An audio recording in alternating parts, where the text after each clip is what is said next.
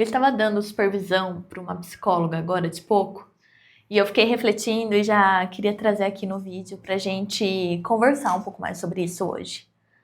O quanto eu sempre, antes até de ser psicóloga na terapia do esquema, né, usar como minha abordagem principal, eu venho da TCC. Hoje eu utilizo as duas, né, visto que a TCC ela é um padrão ouro para atendimentos em crises, utilizo a TCC para isso, e utilizo também a terapia de esquema para me aprofundar e quebrar padrões que são padrões geralmente, né, de uma vida como um todo.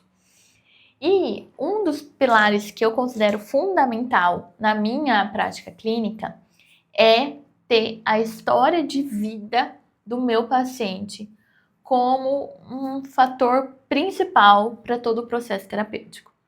Geralmente, quando o paciente chega até mim, eu realizo a primeira triagem, realizo a primeira avaliação, a gente define os objetivos terapêuticos e a partir da próxima sessão eu começo ali com ele um histórico de vida. Só que acontece, por mais que a terapia do esquema, essa primeira fase de avaliação, ela tem, né, muitas questões como a resposta de questionários, a identificação dos esquemas, descobrir a origem, entender um pouco mais os modos. Mas para mim, a parte do histórico de vida, eu sempre trago para os meus pacientes dessa forma. Eu preciso conhecer a sua história primeiro, para que eu não seja uma psicóloga superficial e que vai dar um palpite na sua vida. Segundo ponto, eu conheço a sua história, eu quero conhecer o seu histórico de vida, para eu compreender o que foi acontecendo ao longo da sua vida que fez com que você se tornasse a pessoa que você é hoje. Então eu quero conhecer a sua história. E o terceiro ponto é que todo o nosso processo terapêutico, ele tem como solo, como base, a sua história de vida. Eu preciso conhecer aquilo que te faltou na infância, que daí, né, que eu estou falando de necessidades emocionais. Eu preciso conhecer o que você teve em excesso e também não foi muito bom.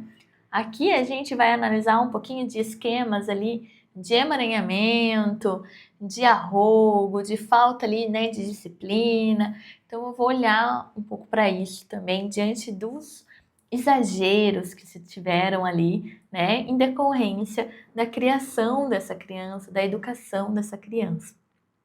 Então, conhecer o histórico de vida do nosso paciente é o solo aonde todo o processo terapêutico, né, ele vai ter ali a sua firmeza, ele vai ter ali as suas raízes. E não é nesse sentido da gente conhecer a história de vida só pelo olhar o passado pelo passado. Não é isso. E não quer dizer também que todas as respostas dos nossos pacientes estarão no passado.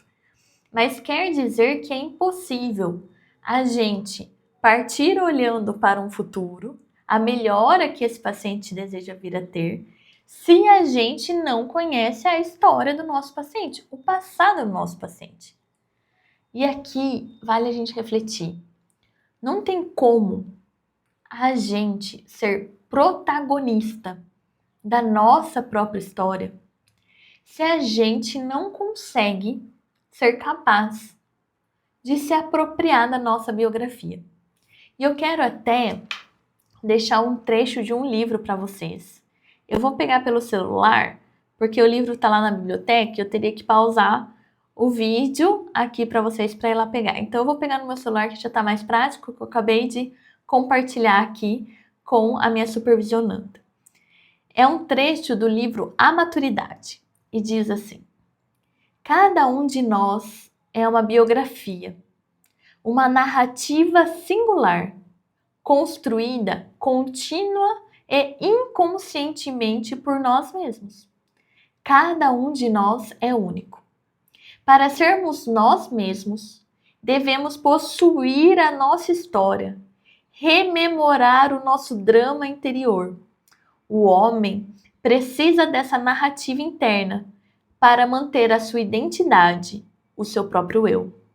Olha que coisa mais linda aqui, um livro que fala sobre maturidade, trazendo a importância da gente conhecer, da gente se apropriar da nossa própria história, da gente se apropriar da nossa própria biografia.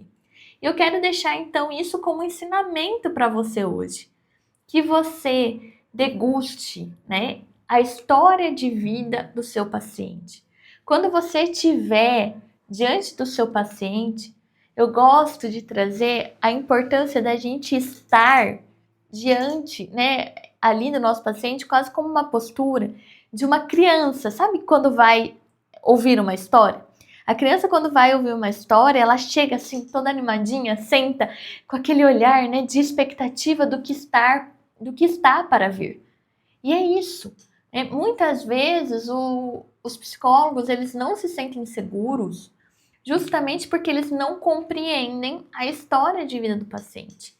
É uma ânsia de já querer ir para uma mudança, de já querer ir, né, para técnicas que vão ser aplicadas, de já querer ir para a melhora do paciente, sendo que a gente não foi cuidando daquilo que precisava ser cuidado até aqui.